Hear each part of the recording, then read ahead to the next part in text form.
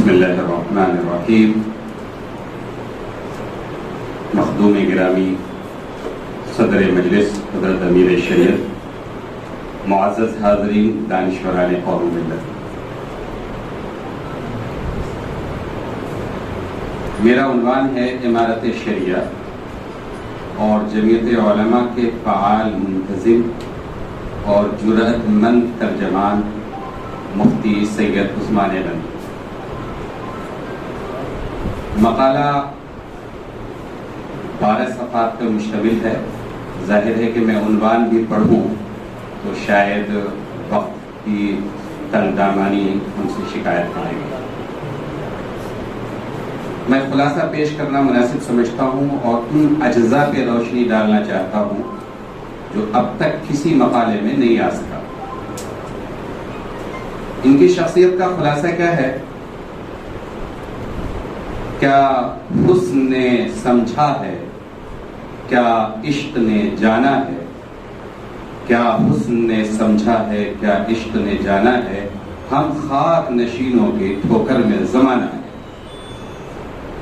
یہ خاک نشین تھے لیکن اپنے قدم کے ٹھوکر میں اور اپنے قلم کے ٹھوکر میں زمانے کو رکھتے تھے.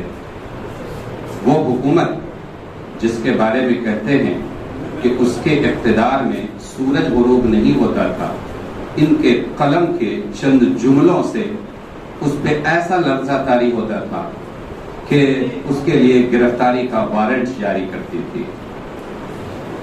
میں آپ کو بتاؤں کہ 3 مرتبہ وارنٹ گرفتاری جاری ہوئی ان کے اداریوں پہ.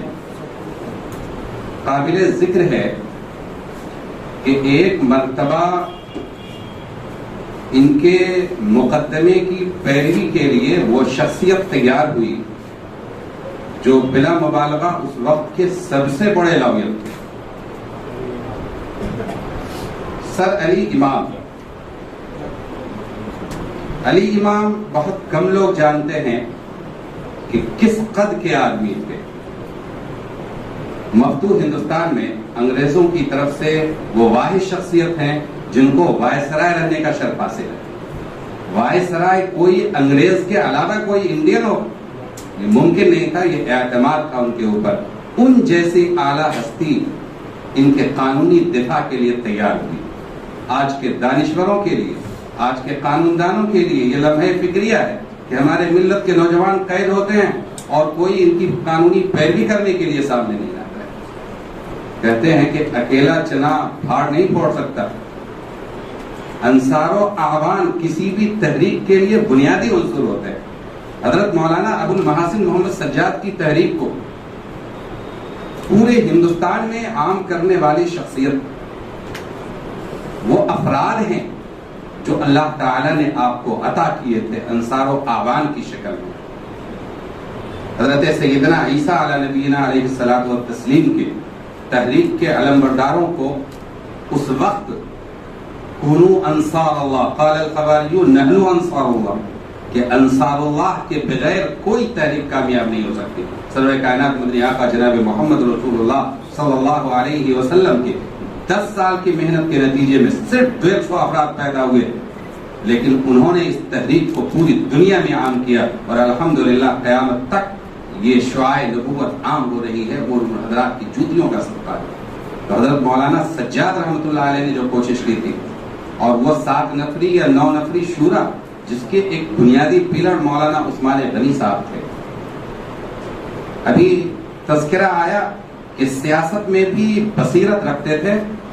وہ بصیرت اتنی زبردست تھی کہ میں آپ کو بتاؤں حضرت مولانا ابو المحاسن محمد سجاد رحمۃ اللہ علیہ نے مسلم انڈیپینڈنٹ پارٹی کے نام سے ایک پارٹی بنائی.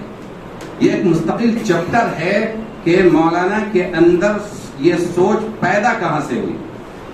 امارت شریعہ کی تاسیس کے بعد 1919 سے لے کر کے 1934 تک صرف روحانی اقتدار پہ اور روحانی اور ایمانی طاقت کے ذریعے امارت شریعہ کو فروغ دینے کی کوشش کی گئی. لیکن 1934 میں یہ بات محسوس ہوئی کہ صرف روحانی طاقت کے ذریعے بہت سارے مسائل کا حل ممکن نہیں ہے، لہذا سیاسی طاقت کی بھی ضرورت ہے.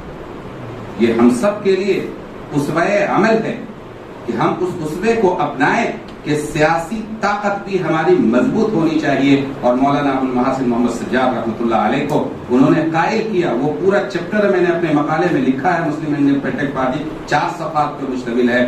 یہ اس کے بانیوں میں سے شامل ہیں, اور جو پہلی مجلس عاملہ بنی ہے اس کے اندر جو سر فہرست نام ہے وہ حضرت مولانا عثمان غنی صاحب کا. ایک بات اور میں عرض کروں, تذکرہ آیا حضرت مولانا انور شاہ کشمیری محدث عصر خاتم المحققین, ان کے جتنے تلامذات ہیں سب آفتاب و مافتاب ہیں. علامہ یوسف بن نوری ہوں, بدر عالم میرٹھی ہوں, شبیر احمد عثمانی ہوں, یا بعد کے مولانا منظور احمد نعمانی ہوں.